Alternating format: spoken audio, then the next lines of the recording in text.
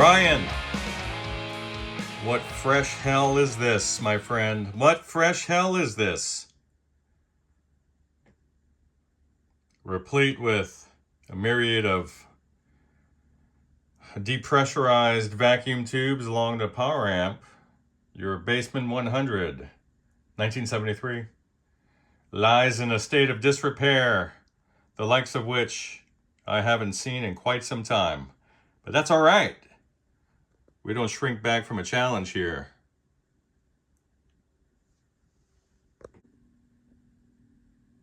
Yeah, she's hurting, buddy. She's hurting. Well, that's all right. We see a partial cap job was accomplished. Some old Sprig and orange drop 715s in there.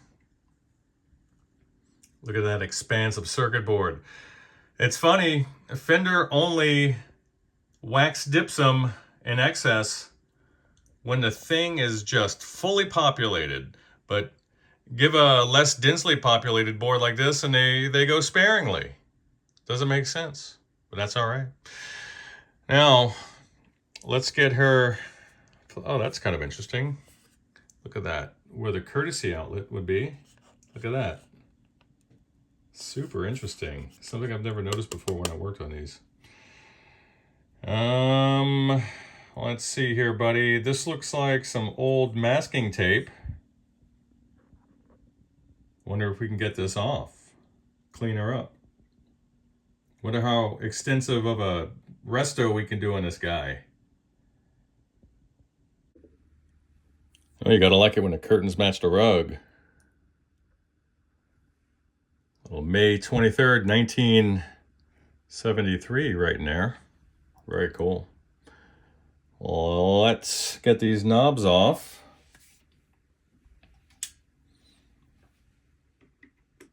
This master pot right here is just spaghetti forking on the inside of the chassis.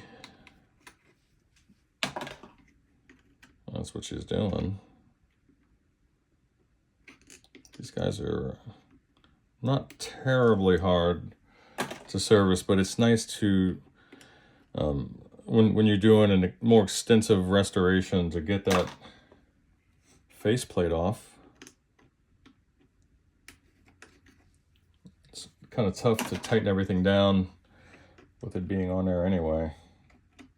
There's not much holding it down. This comes down to a couple of screws and a pilot lamp. Not a big deal. Brian Clem is a local artist.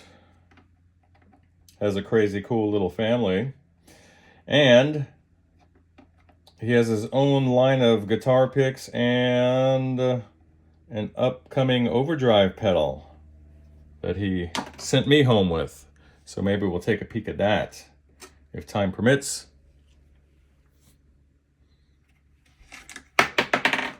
Caught it? Awesome. All kinds of loose stuff here. So let me pop these guys off. It's partially off already, isn't it? Let's see if I can come up with a non-destructive way to get this tape residue off. See if we can polish up this faceplate and get some of that metal turn texture to come through, because that's such a beautiful part of the Silverface amps. If you get a nice clean faceplate, you can see that metal turn pattern. It's just beautiful. It gives it a lot of depth. And I like the way it plays against the light blue silk screening. And I believe there's a bit of a clear coat on these guys. All right, not really sure what happened there, but let's see if we can get her stabilized, or stable, as they say in France, for a pretty decent shot. This will probably, yep, just turn off with the fingers. Let's see what kind of adhesive is left. Not much. Not much at all. Oh, you tricked me, didn't you? Forget about these guys. These aren't inset like the ones on the normal channel or your effects channel, depending on which chassis you're working with. Well, we have some delaminating here. I'm not quite sure what this is. What is that? Is this the actual? Oh God, I hope that's not the actual finish on the plate. I'll change angles here.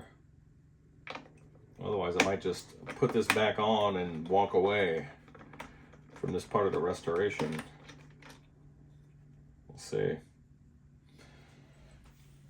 All right.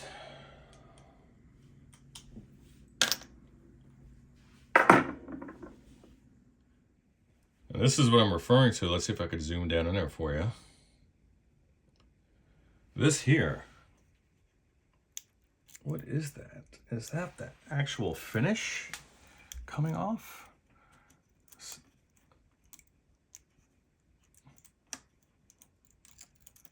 It's not.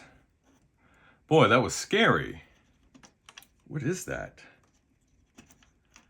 That was nerve-wracking, actually. Got a washer that's still captured here. There we go. Look at that.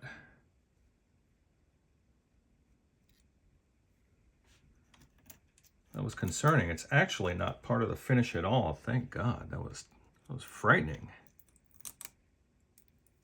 Thank God. That really scared the hell out of me for a second. Never saw that happen before. Look at that.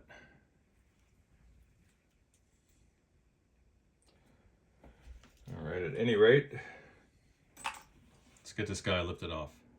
A beautiful day today. You gotta love it when the sun wants to play nice. Just makes everything so much more beautiful. There's still some junky and funky adhesive here. I'm probably gonna heat that up. The last thing you want to do is, actually it's coming off. The last thing you want to do is strong arm this and then bend it. So let me do that.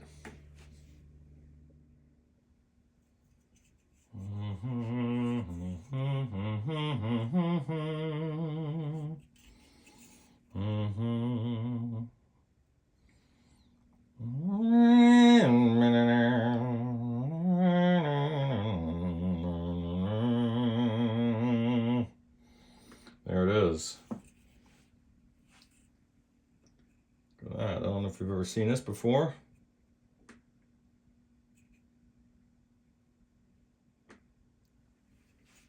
Now it's a real silver face. Now we can give it a real thorough cleaning. We're gonna get crazy.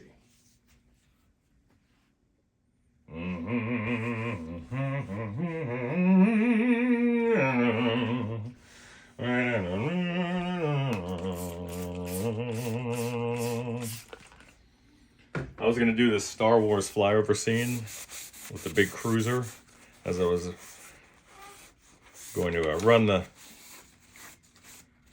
disembodied faceplate or control plate over the shot there. Didn't really work out the way I wanted.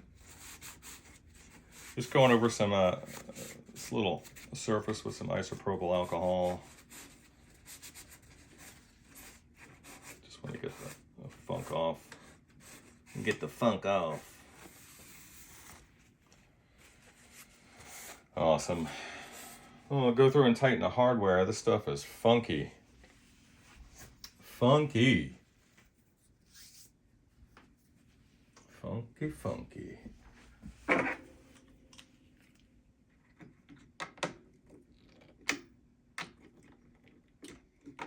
Still nice and tight. Surprised. Unlike that master volume pot.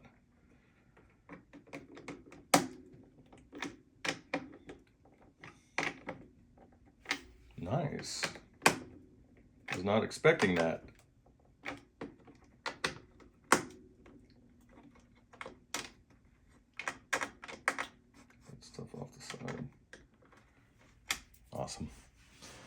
Awesome.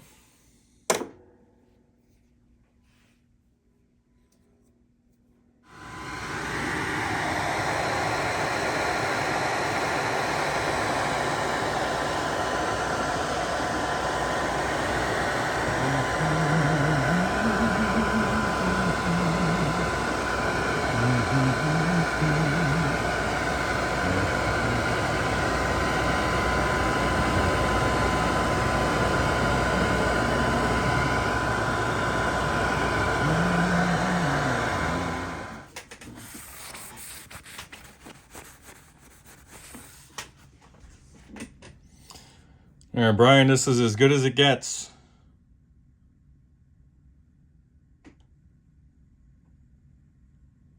That's it.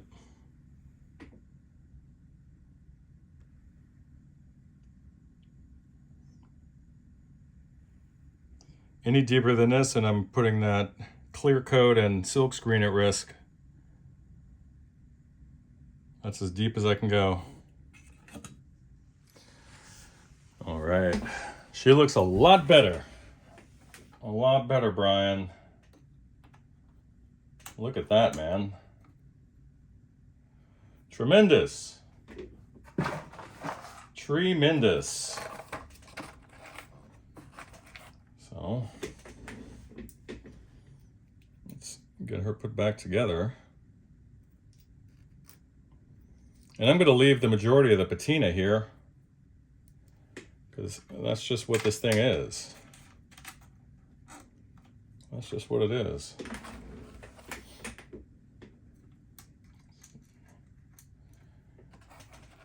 I don't want any of the parts to stand out in a negative way. Everything should have an even look about it, but even but clean. And that's, I think that's what this is now. I'm pretty sure.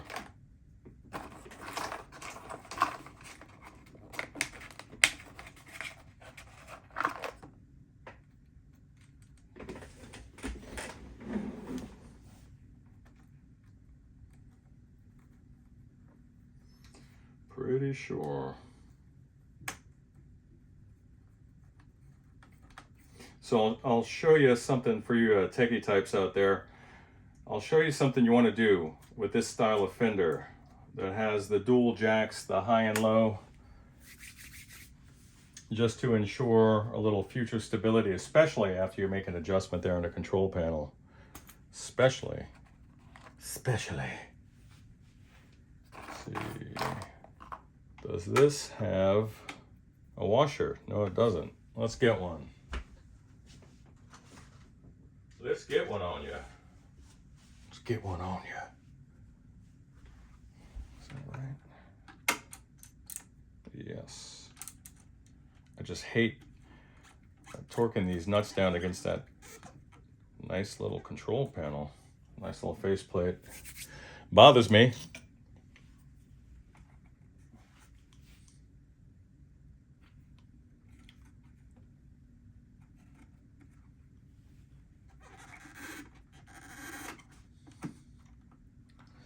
Better bring this up.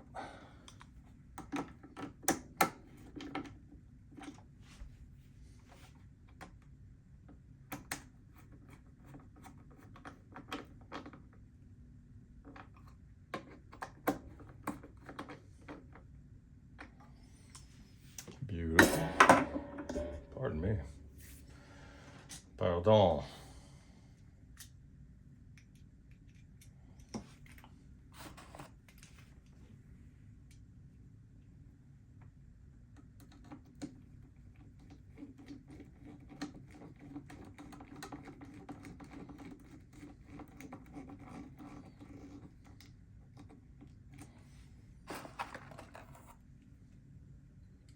I've gotten the faceplate as straightened as I could. As straight as I could, rather.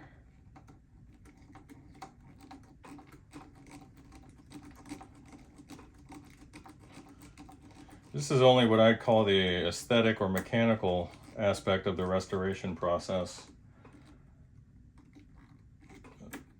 Beyond this, it becomes much more academic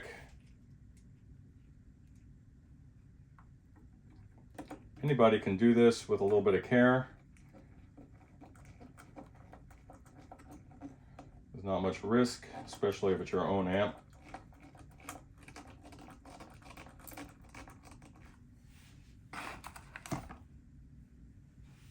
So much cleaner looking now.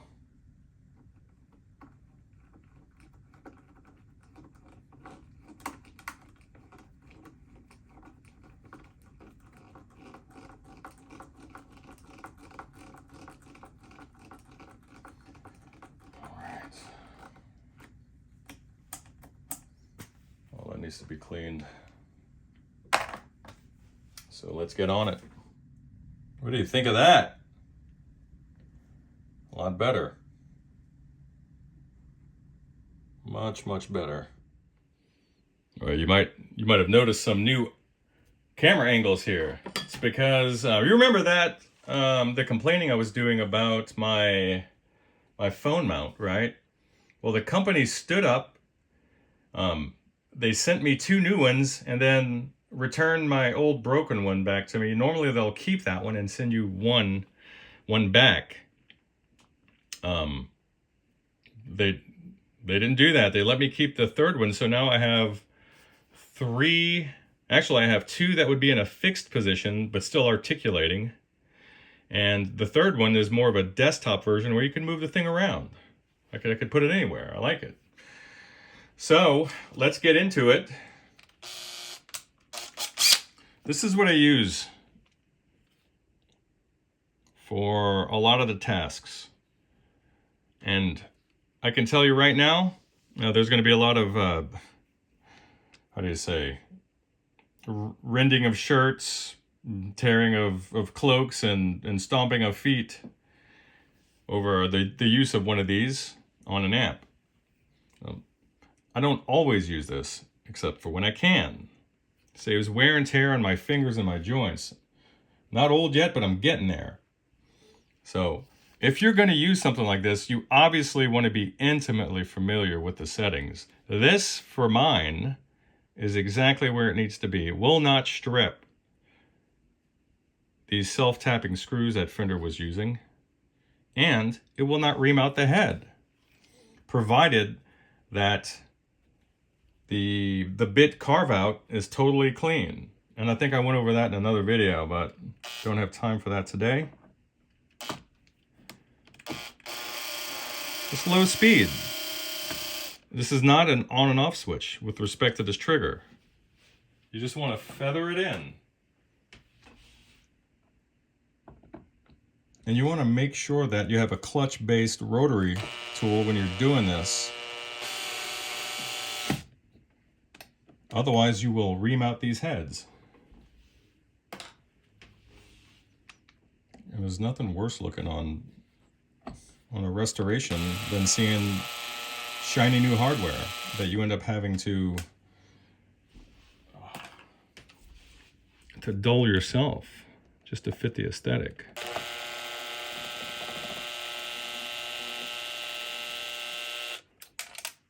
It almost looks, oh, pardon me. It almost looks happy to work. One thing I've learned is that when you drop a piece of hardware on the floor, you don't look for it with your eyes. You just stand still and listen. And you'll find it every time. Just like this. Whoop. All right. Be right back. Let me change angles here. Actually, uh-oh, that's sticky. I bet it's got the old cardboard in there. No. Wow, told you, 90s. This is a 90s girl. Got some, what is that, United Chemicon? Usually pretty decent. And some Sprague Adams. I'll check those for ripple. They may be good. I hate this tar. I really do. Guy did a okay job. And I'm gonna go through and I'm gonna pop these up and then see how these balance resistors are doing. So, Brian, I'll hit you up on the side about this. I would probably just change these guys out. We're looking at, like I was saying earlier, well, the 90s, 1994. Yeah, so these guys are ready to go. We'll just change these guys out. All right, so from time to time, oh man, is this cracked? Oh God. This needs a new tube socket. So hopefully this doesn't turn into the money pit. We'll see if there's any other bits. Oh yeah. So what I was going to say before is sometimes you'll see that the key on the bass will sometimes be separated from the tube. You'll have to go in there and push it out from behind. That is if the grid stopper is not causing you any issues. Let's get this guy out carefully. That's where this one lost vacuum, right in the base. You can see some of that glass envelope there. On a 12AX7 or 9-pin, you'll see the little bit at the top, the nipple. That's the part from which the vacuum is taken or introduced. It's the part of the last part of the tube that's closed up, and it leaves that little extrusion. But for your octal tubes and other larger tubes, it's oftentimes at the bottom, hidden within the base, inside of that little key. That's what's in there. Oh, not even thinking. Where's my brain today? I could use this. Put my forceps in there and then expand it. That'll capture it and I could lift it out, right? Theoretically. Expand it. Yep, there we go. Whoop. Here it is. And here's a little bit right here. This little guy, let me see if I can get in front of this little guy right here is what often breaks, and when this breaks off, that little glass extrusion I just showed you tends to go with it. And all of these have some damage on the sockets. All of these sockets. I'm gonna have to replace all these guys. Probably just clean these up. This is actually some charring. Man, this thing's been rode hard. And again, this guy here on the west side. There we go. So that's my new method. Don't have to poke it through the bottom at all. All right. So I can clearly see some retensioning is going to have to happen. So we'll get that underway. Bye. All right.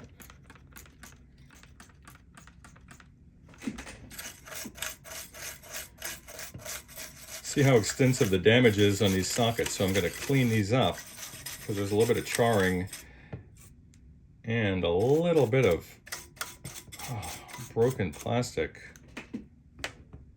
just through the years. Oh, you know what this actually is? This damage. Let me get a better angle for you. It looks like just throughout the life of this thing, somebody just tried ramming the tube in here without respecting its orientation. And these little marks here are actually from that little key. That's why there's three, if you kind of look there. Dude just tried stabbing it in there at different angles. It's on every single socket. It's a little bit of wear. So you can see there's a chip here, but it doesn't really go much further than that. So if that pin is stable, I might just leave these in here since this is a bit of a budget restoration, despite the fact that I just had to clean that faceplate. So there we go.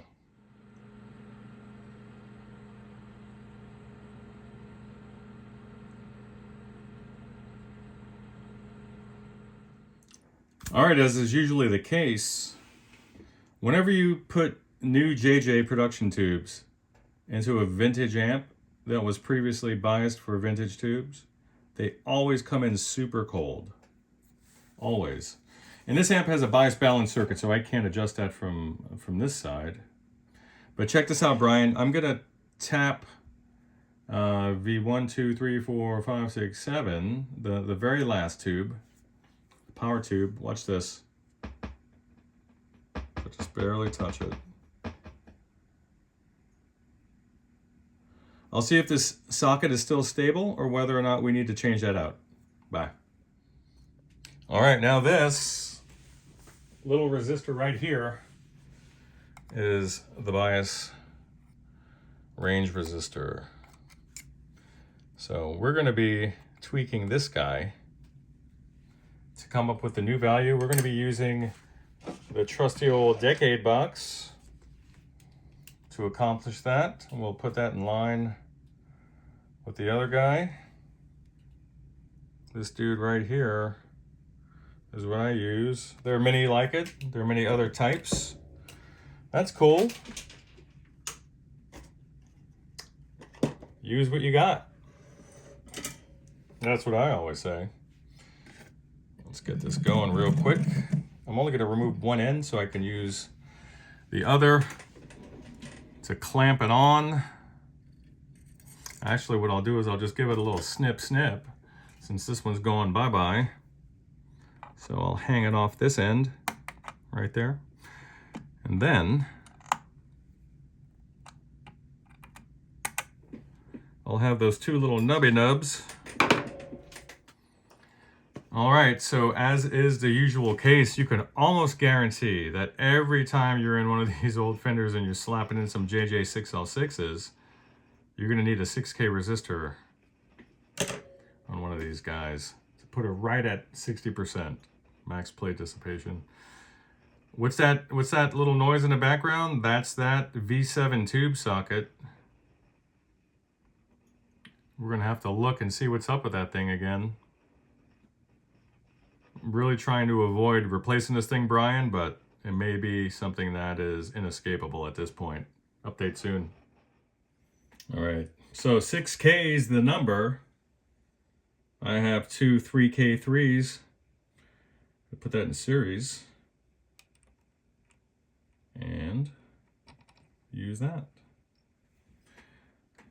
This is not a tone critical part. This is not handling signals, so I'm going to go ahead and use middle films.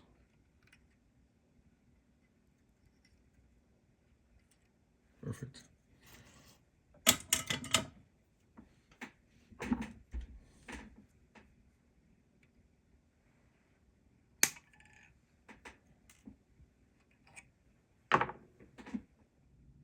Oh, this was so much worse than I thought it was.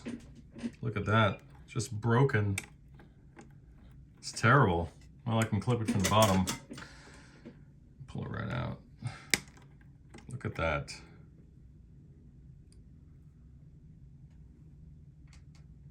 Terrible. About this guy. Let's work my way through it.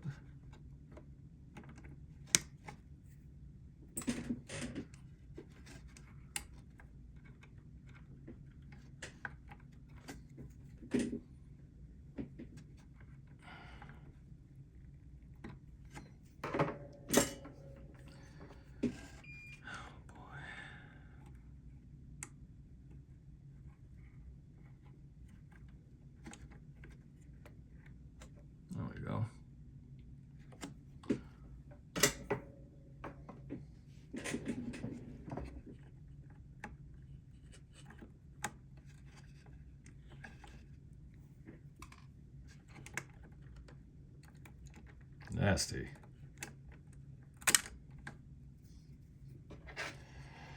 Nasty. All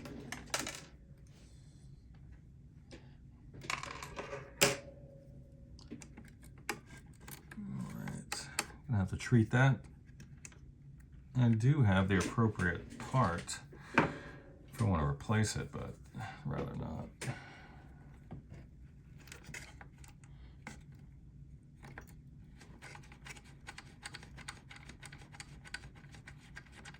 Oh, it's stripped. Is it?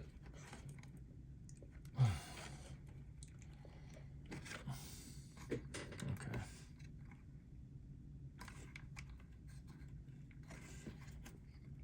Awesome.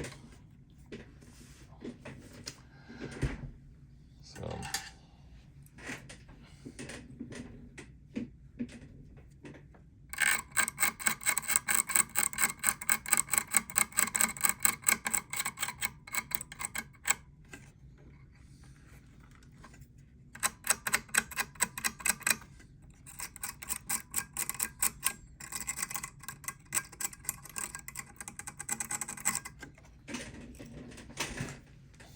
Get that nice and clean.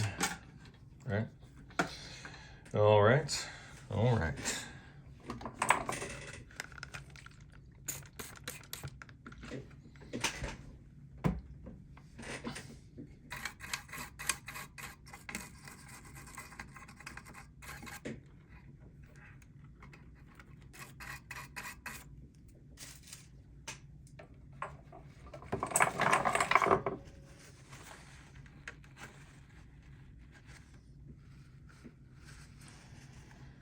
All right, let's see if we'll get some adhesion now. It's anybody's guess. Let's trim this old funky wire back. Sometimes it gets that green goop in there. I don't even know what that stuff is.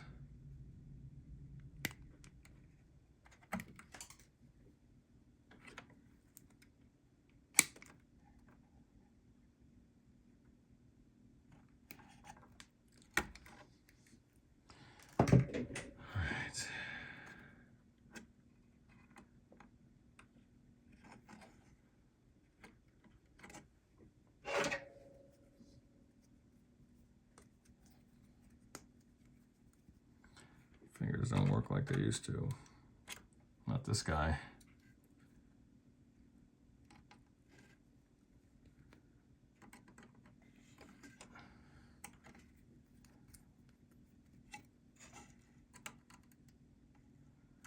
That's what you want to do before you solder anything. And then you pray.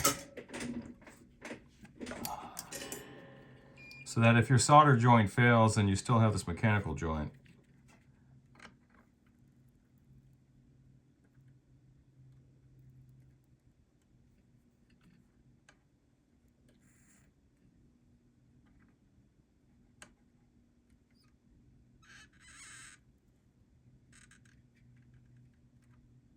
There we go. Awesome.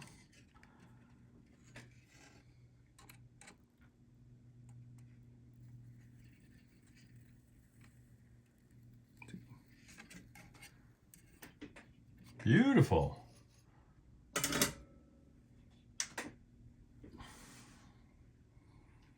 Beautiful. That's what I like.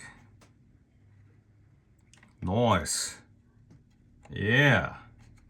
Check the rest of them. Show these speaker leads.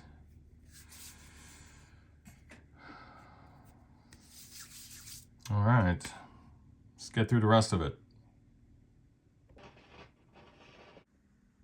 All right, Brian. So when I'm actuating this power switch, I heard a sizzling sound and I saw like a hot ember kind of float down.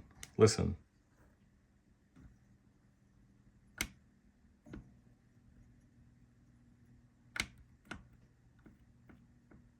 Maybe it worked its way out, but I'll see if I can clean that. Listen. There it is. Hear that?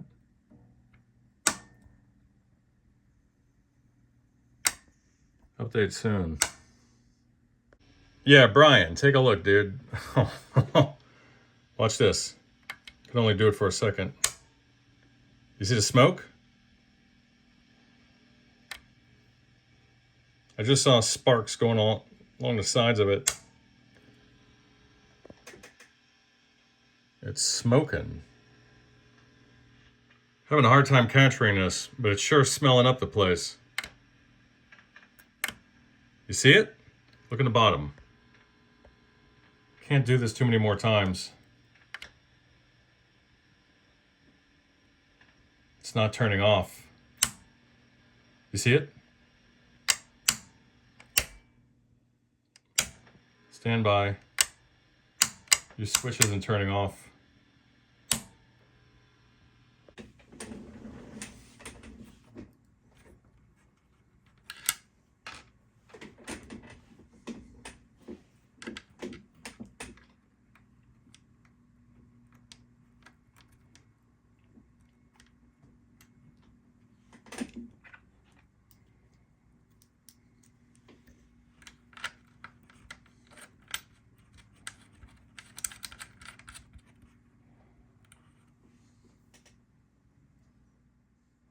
Brian, you recognize this thing? Now, it's to the point where you can scrape this off with a fingernail. I don't have that kind of time, but if you know somebody that has one of those fingernail fetishes who would just scrape for 5 minutes a day, within a week it would be completely clean. So it took a lot of work to get it to where it is right now, but somebody else can take it all the way home. But she's pretty much done. I will be able to resume testing tomorrow and give you an update then. Then I can move on to the cabinet.